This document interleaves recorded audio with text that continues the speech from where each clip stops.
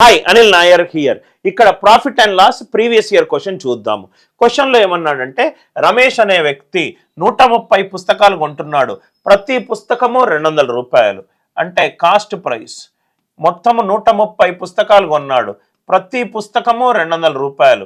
130 into 200 26,000. 26,000 ఇది తను కొనడానికి ఖర్చు పెట్టిన అమౌంట్. అమ్మేటప్పుడు మాత్రము రైట్ కొన్ని చేశాడు. ఏం చేశాడు?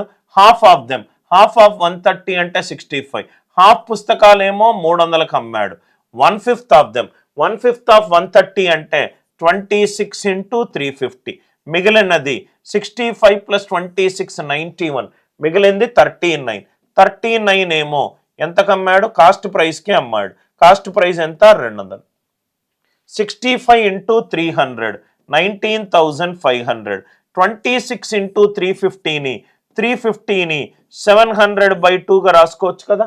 2 1s are 2 13s are 13 into 700 9,100. 39 into 200 7,800. అంటే ఇది ఎంత అవుతుంది మొత్తము? 0 0 8 + 1 9 9 + 5 14 4 1 28 35 36 36,400. అంటే ప్రాఫిట్ శాతము కావాలి.